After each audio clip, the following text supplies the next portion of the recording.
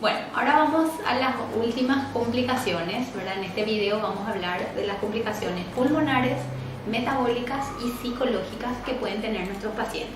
Así que empezamos con las pulmonares. Ya algo habíamos adelantado porque esto tiene que ver con la mala ubicación de la sonda y con la disfunción del estómago. Todo eso aumenta el riesgo de aspiración, por lo tanto entrarían también esas complicaciones dentro de este grupo de complicaciones pulmonares.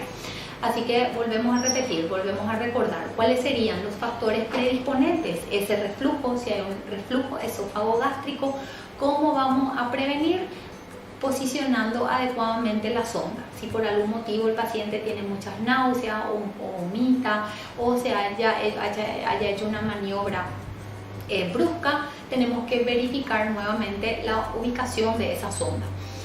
Otro de los problemas predisponentes es la gastroparesia. Si el paciente está con una alteración en la evacuación gástrica, por supuesto que va a tener riesgo de reflujo y por ende de aspiración. En estos casos, sí, habíamos dicho, se recomienda el control del residuo gástrico y eventualmente, si no podemos alimentar adecuadamente al paciente, no podemos progresar en nuestra indicación, valorar la indicación de una alimentación ya directamente al ayuno, porque bueno, si no funciona el estómago, no lo vamos a poder usar adecuadamente. Si es que hay alguna alteración del peristaltismo, también cómo podemos evitar, tratar o prevenir con la indicación de prokinéticos. Ya habíamos hablado de eso.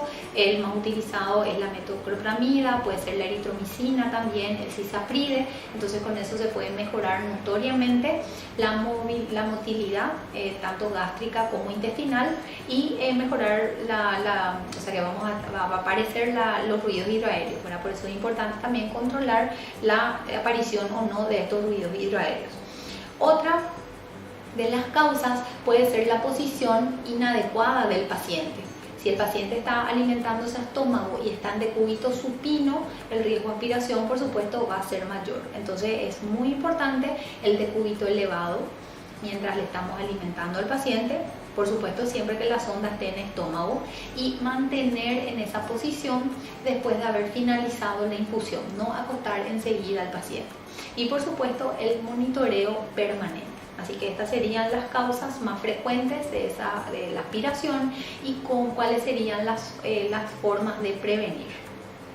Bueno, después tenemos las complicaciones metabólicas. Las complicaciones metabólicas son poco frecuentes, pero pueden aparecer. Por supuesto que este tipo de complicaciones son más frecuentes en la nutrición parenteral. ¿Por qué? Porque ahí los nutrientes van directamente al acceso venoso, cosa que no ocurre lo mismo en la nutrición enteral.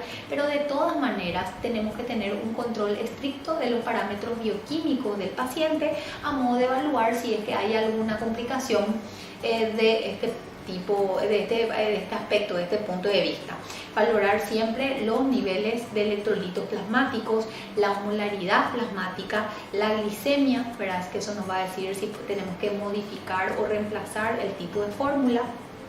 No hace falta que el paciente sea diabético. Si el paciente está crítico, está con alguna injuria, con alguna cirugía importante, todas esas son situaciones que generan resistencia a la insulina por las hormonas contrarreguladoras que se liberan, producen esta resistencia a la insulina, por lo tanto el paciente va a desarrollar hiperglucemia. Y sabemos que la hiperglucemia está relacionada con las complicaciones, así que por más que el paciente no sea diabético, hay ciertas situaciones en las que debemos de utilizar fórmulas para diabéticos, ¿sí? Así que hay que tener en cuenta eso. El perfil renal para ver si modificamos las fórmulas o no. En uno de los casos clínicos habíamos visto, por ejemplo, que las fórmulas inmunomoduladoras tienen un contenido de proteínas importante, porque aparte de tener las proteínas como tal, tiene todos estos aminoácidos que son inmunomoduladores. Así que estamos aportando gran cantidad de proteínas, que eso hay que ver el funcionamiento renal, o si no habría que reemplazar. Ver si hay alguna alteración en el equilibrio ácido básico y en la saturación de oxígeno. Si el paciente está con una dificultad respiratoria, muchas veces la gran cantidad de calorías que le podemos llegar a pasar o la gran cantidad de carbohidratos que puede tener la fórmula, sabemos que el cociente respiratorio de los carbohidratos es elevado. Por lo tanto, su metabolismo va a producir mucha cantidad de dióxido de carbono que el paciente tiene que eliminar a través de la respiración. Si hay alguna dificultad respiratoria, no debemos sobrealimentar a mayor cantidad de nutrientes, mayor dióxido de carbono y aparte también modificar la proporción de los macronutrientes, ¿sí? Tendiendo a dar un poco menos de carbohidratos y más cantidad de proteínas y de grasas, porque las proteínas y las grasas tienen un menor cociente respiratorio. Así que esto es lo que sería con respecto a las complicaciones metabólicas. Y por último, las complicaciones psicológicas, que también, o sea, que no es un problema menor. Ustedes saben lo que, o imagínense lo que podemos llegar a sentir el hecho de no saborear los alimentos, de no poder compartir una comida con la familia. Sabemos que los alimentos tienen una connotación totalmente distinta, o sea que nosotros no comemos para cubrir requerimientos nutricionales, comemos para compartir, para festejar, entre otros montones de motivos, pero por lo tanto no participar de ese ritual de la comida con la familia en personas vulnerables puede generar realmente situaciones de mucho estrés que pueden hacer fracasar también la técnica. Así que hay que tener un acompañamiento de un profesional, de un psicólogo, si es que se puede. Bueno, entonces, ¿cuáles serían los factores predisponentes? La ausencia, la degustación de los alimentos, no sentir el sabor de los alimentos, tener horarios fijos, ¿verdad? Que muchas veces no depende de si el paciente tiene hambre o no. Entonces, eso parecería ser una nimiedad, pero a la larga, en un paciente vulnerable, puede generar algún tipo de complicación. ¿Cuál es la clínica del paciente que puede llevar a una complicación psicológica, a algún cuadro depresivo? Que eso por supuesto va a depender de la edad, del momento familiar o de la contención familiar que tenga, de la patología de base, si es un paciente en cuidados paliativos o no, ¿verdad? Todo eso va a hacer definir si el grado de depresión que tenga o no, la ansiedad también del paciente, de ahí que es tan importante el acompañamiento, escucharle, explicarle, no cansarnos de eso. Bueno, la dependencia que tiene el paciente, estar dependiendo de una bomba de infusión, por ejemplo, que no puede levantarse, no puede hacer las actividades normales, no puede salir al patio porque tiene que estar conectado a una bomba de infusión. Bueno, si es que es poco cooperador el paciente, a veces también se puede complicar y muchas veces puede incluso hacer rechazar la alimentación. Así que todos estos detalles que habíamos visto tenemos que tener en cuenta y, como les decía, si podemos tener el apoyo de un psicólogo sería muchísimo mejor. Así que, redondeando un poco todas estas complicaciones que estuvimos viendo a lo largo de estos 3 videos, ¿qué cuidado a modo de recomendaciones generales podemos tener? Primero, las complicaciones son evitables, o sea, pueden aparecer, pero las podemos evitar. ¿Y eso cómo vamos a lograr? Entrenando adecuadamente al personal que queda a cargo, ya sea al personal de enfermería, al cuidador del paciente, al paciente mismo, si es que está en condiciones. Así que en ese sentido nosotros tenemos un rol muy importante, no solo indicar, sino que educar al paciente y a todas las personas que quedan a cargo de ese paciente.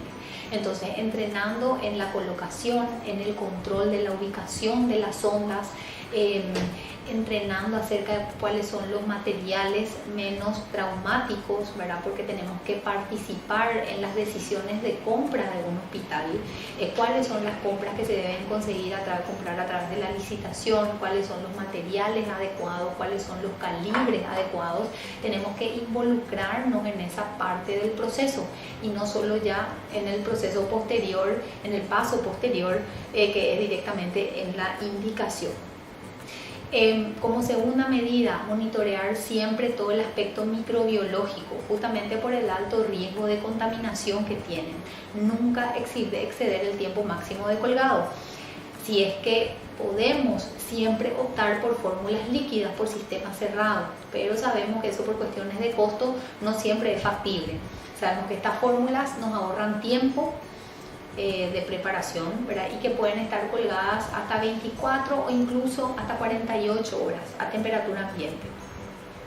Pero las fórmulas ya líquidas listas para usar, habíamos hablado que son sistema abierto hasta 8 horas y las fórmulas en polvo que se diluyen con agua hasta un máximo de 4 horas. Entonces es importante no excedernos de ese tiempo y debemos de implementar en cada hospital un sistema de control de todos los puntos críticos, en la preparación, en el traslado, en el llenado, en el reemplazo de los contenedores, en la infusión de las fórmulas. Entonces en todos esos procesos debemos de ejercer controles.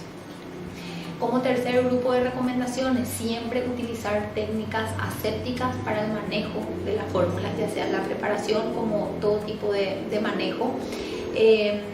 Incluso es importante, si eventualmente tenemos sonda, al elegir una sonda de buena calidad va a tener un conector en Y. Al tener un conector en Y nos permite que a pesar de estar conectada la fórmula, la línea bajada por la cual alimentamos al paciente, por la otra línea podemos irrigar, podemos pasar agua y no tenemos que estar conectando y desconectando varias veces esa línea de bajada de la fórmula. Así que puede ser también una opción para minimizar el riesgo de contaminación.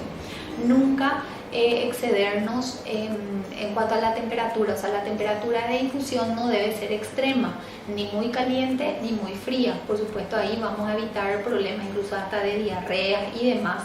Y algo sumamente importante, muchas veces las fórmulas se preparan en un volumen ya importante, lo que se va a utilizar el mediodía, por ejemplo, y lo guardamos en la heladera. Para infundir, una técnica muy utilizada hasta hace algunos años era entibiar la fórmula, justamente para no pasarla tan fría al paciente y minimizar el riesgo de diarrea, porque sabemos que las temperaturas frías son muy estimulantes para el peristaltismo. Pero esta práctica debe ser evitada. Las fórmulas no se deben de entibiar ni a baño María ni con microondas, porque al elevar la temperatura nosotros estamos generando otra vez el ambiente propicio para la multiplicación de los microorganismos. Así que si es que podemos pasarle al paciente incluso un poco fría, es mejor. De hecho, que si la alimentación es por goteo, es por gravedad, se va a ir atemperando a medida que pasen los minutos, ¿verdad? Fría nunca se recomienda, ¿verdad? Lo que se puede hacer de última es sacarla unos minutos antes de la heladera, antes de la infusión, pero algo que debemos recordar, nunca recalentar, que quede eso bien claro. Y el otro último grupo de recomendaciones sería que, por eso lo que habíamos hablado, siempre que podamos utilizar fórmulas listas para usar las fórmulas del sistema cerrado.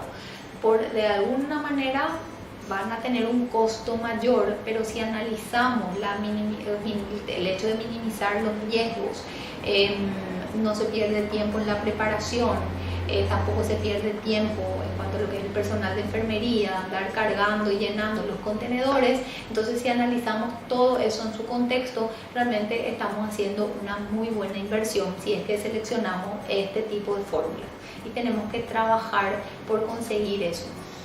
Hoy en día existen en el ministerio, pero así también existen fórmulas en polvo. No tenemos un 100% de fórmulas líquidas listas para colgar, pero tenemos que ir luchando para conseguir que todos los años en la renovación de las licitaciones y de las compras podamos contar con ese tipo de productos, especialmente en todos aquellos pacientes que son vulnerables, pacientes inmunodeprimidos, pacientes muy desnutridos, pacientes que están en una terapia intensiva, en el caso de niños, por ejemplo.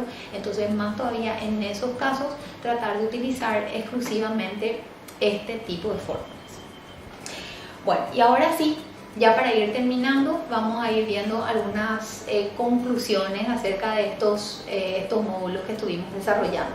Por un lado, la nutrición enteral es una alternativa para alimentar tanto total o aunque sea parcialmente al paciente. Si es que es parcial, sí o sí puede ir complementada o con la vía oral o con la vía parenteral en el caso de que el tubo digestivo no funcione adecuadamente.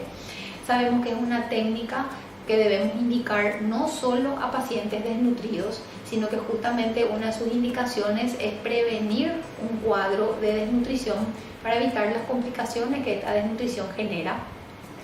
Ya estuvimos viendo que comparada con la nutrición parenteral, la nutrición enteral es más sencilla de implementar, es mucho más económica y si bien, como estuvimos viendo, tiene complicaciones, estas complicaciones son más fáciles de manejar y son complicaciones menos graves. Mejora notoriamente la condición clínica del paciente, no solo desde el punto de vista nutricional, sino que sabemos que por la utilización del tubo digestivo hay un impacto inmunológico, minimizando el riesgo de infección que tienen los pacientes internados.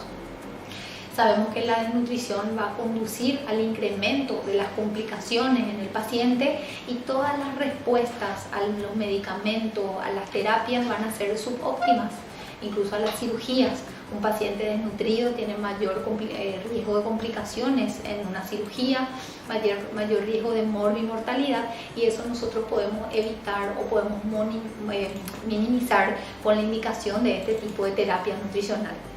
Algo para recordar y terminar este curso: la nutrición enteral siempre es la que debe ser elegida, siempre y cuando ese intestino esté en condiciones de uso seguro y efectivo.